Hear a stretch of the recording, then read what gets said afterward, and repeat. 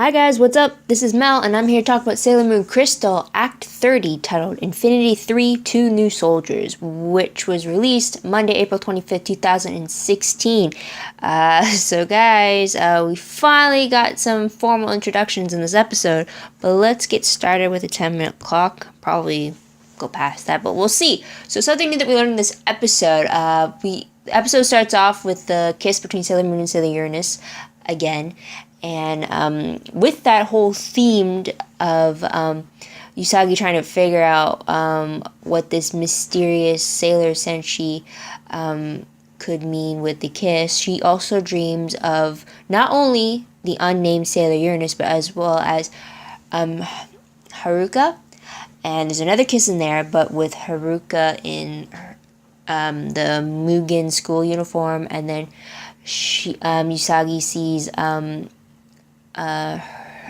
Haruka in the uniform, and then as well as in street clothes, but with hooped earrings, a scarf, very feminine dress, and she can see the face belonging to both a man and a woman. So she's kind of confused as to, are they the same person? Is it actually Haruka and Uranus looking like two separate people, as if they could be twins type thing? So she's definitely dreaming about that, and she's keeping it to herself.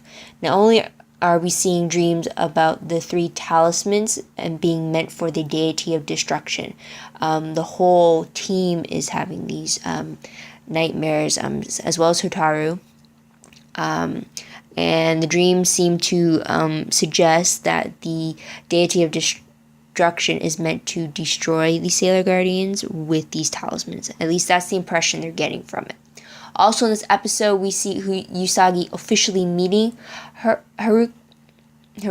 I'm sorry for the name. And he actually gives her tickets to Michiru's concert, enough for all of her friends. So that's the big event that's happening this episode. But also happening at the same time as Michiru's concert is a performance by Mimi Hanyu, aka Mimet of Witches 5.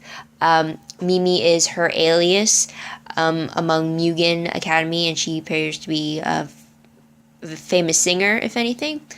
And we're actually not introduced to Mimet officially, or at least the Sailor Senshi aren't officially introduced to her like they were with Yudao. We only get Mimet's name because it's revealed in a conversation between her and Kaolinite. And with Kaolinite, she actually believes that Yudao was defeated easily.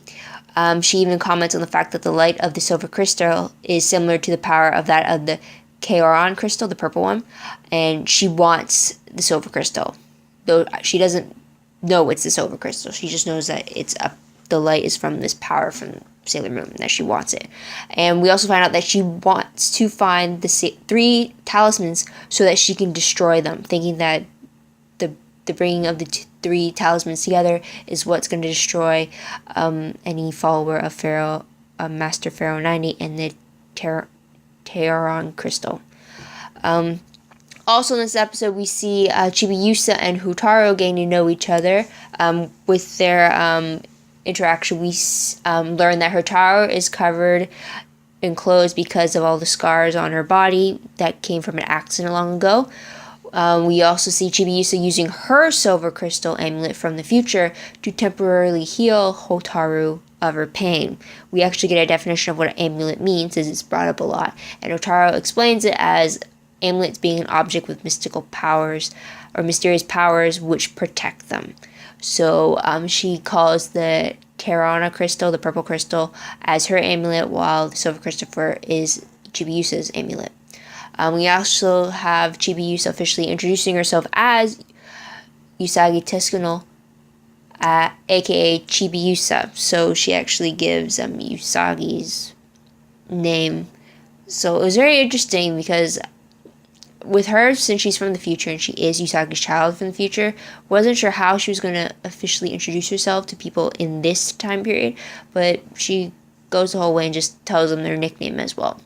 We also learn that Hotaru reveals that she thinks that the monster that attacked her earlier is a test subject from her father's lab. She actually tells Chibiusa about that.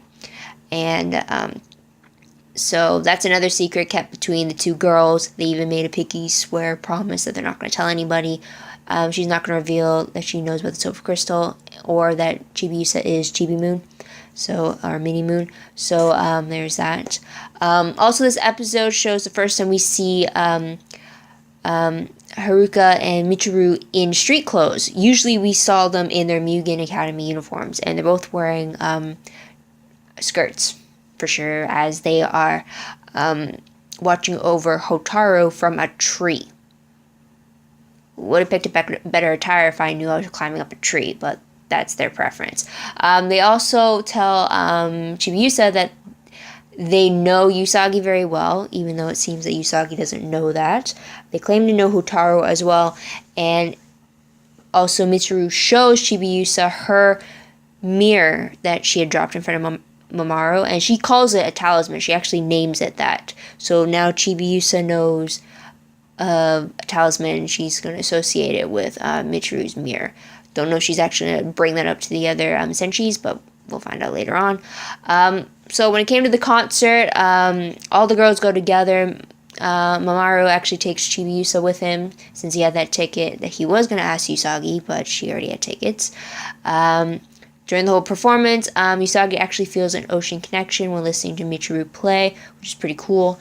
Otherwise, Minako sneaks off to go see Mimi's concert, only to discover that it's Mimet hypnotizing the crowd to be host for Master Pharaoh 90. Also, with this though, Minako actually brings out her own disguise compact with her, kind of like Usagi's disguise pen. Minako has one herself, and so she uses that. So Minako manages to get away from the hypnotic song long enough to call in for backup. Around the same time, Haruka and Michiru also feel the disturbance in the area. So Sailor Senshis come, 3 daemons attack, they all defeat it, students are saved, just like always. And then throw a curveball in, Mimet tries to attack Mini Moon, only to have the Sailor Neptune and Sailor Uranus intervening. Sailor Neptune using her attack to stop Mimet's attack, and then Sailor Uranus using her attack to kill Mimet. And then after that, we get a formal introduction of the 2 new Sailor Senshis. What was the most surprising moment or most shocking moment for me for this act? It's definitely the fact that Hiraku and Michiru, or Uranus and Neptune, seem to know a lot more than I had realized. It has left me wondering just how much they know about the inner senshi, or just how much they are privy to, whether it's from their own observations or if it's from the fact that they've unlocked more of their past lives or something like that. I don't know, but definitely surprised me when it was made aware in this episode that they definitely know more. The fact that they claim that they know Usagi more than she thinks they know, or the fact that they know Hotaru and yet she doesn't know, type thing, it's definitely surprising. So moving on, top 3 favorite moments. First one definitely has to be Sailor Moon and Sailor Uranus. I don't know why, it's just that bond between the 2 of them has me very has me fangirling. I'll definitely say that. Keep in mind, I am a Uranus and Neptune fan. I am a Usagi Mamoru fan. Those relationships, I love those relationships. Just for some reason, when Usagi and Haruka are together on screen, it's just like I'm on the edge of my seat. I want to see what happens, especially with the dream that Usagi had. Absolutely loved that, and what she could take away from that dream. When they ran into each other in front of the arcade, and Haruka said, "Your friends told me to stay away from you. I didn't plan to come here, but I missed you." I was like, "Oh my god, I can't believe like this is happening." And then the whole bunhead girl comment as well. It's just, for some reason, I like the dynamic between these 2, and I can't wait to see it unfold, even though I'm still a fan of their separate relationships with Michiru and Mamoru. So it's like, I don't know what to say. I really liked it for sure. I wasn't expecting it. It definitely didn't happen in the classics version. So I'm glad. For me, this is new material. So it's fantastic to see. Another favorite moment for me has to be the battle team ups that we got during the fight, obviously. And also it's the fact, there's the alarm. Also, it's the fact that Sailor Moon isn't the only one needed to kill the enemy. In this episode, we actually see Sailor Uranus killing Mimette instead of Sailor Moon doing it like she did with Udao. So it's great to see that not everything has to be relied on Sailor Moon. So there's that. It's also great to see the other scouts using their other attacks.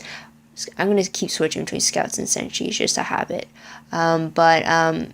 So yeah, it was just great to see the different versions of their attacks. Good to see how they vary in intensity, and just seeing them work all together is always fantastic for sure. Last favorite moment has to be seeing Sailor Uranus and Sailor Neptune in action, actually seeing their attacks for the first time, actually seeing them interact with the other Sailor Senshi while in their Sailor uniform. So it was great to get that kind of dynamic going for sure, because you always want to see how that first reaction is going to go.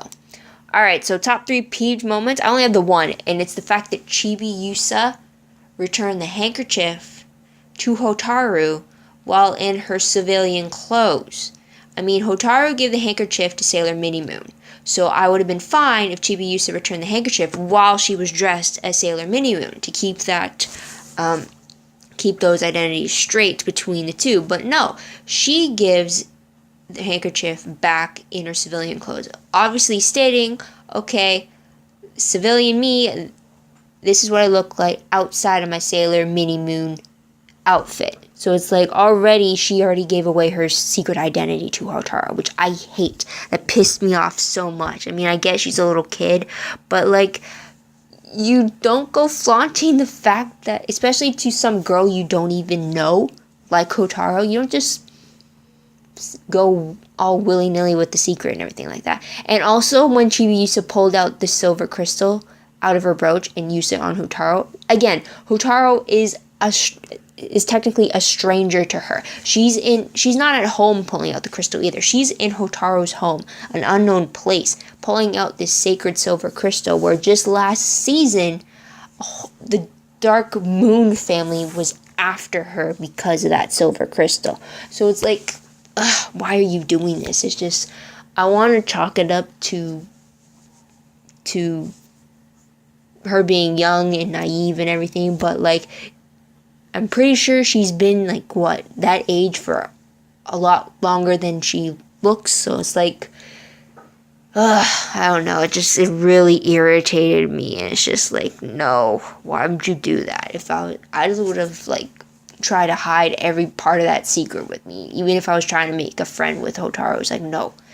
But anyways, what will I remember most when I look back on this episode? The fact that we got the formal introduction to Sailor Uranus and Sailor Neptune. Also, what happened between Usagi and Haruka is definitely going to be something I'm going to remember as well.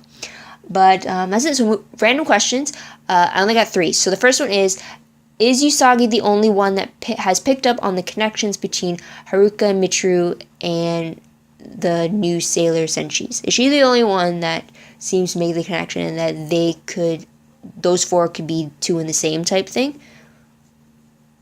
If so, the other girls have to really step it up in their observation skills for sure.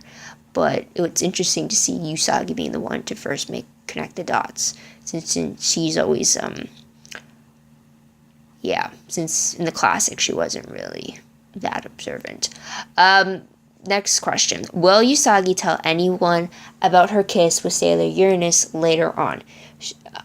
She definitely doesn't bring it up in this episode, but I could chalk that up to her being confused about what it could mean. But would she eventually tell anyone? Would she tell Mamoru later on? And also, will Usagi ever confront Haruka about it after she gets a formal confirmation that Haruka is Sailor Uranus? I'm just wondering if they're ever going to have that conversation or not. And alright, last question. How much do Haruka and Michiru know about the inner senshis? How much do they really know about their past lives and such? I mean, it has me wondering if during those first meetings with everybody in the premiere episode, did they already know that they were the Sailor Senshi? Did they already know that who their past lives were, and they were just implementing themselves in that scene to get an interaction with them? Or did they still meet them in that first meeting, not knowing who they were, and then they sort of put the pieces together based off of any connections they felt with them due to their past lives? It's just that always confused me. Even the classics, it always confused me just how much they knew going into what was happening. So I wonder how they're going to deal with that in this version.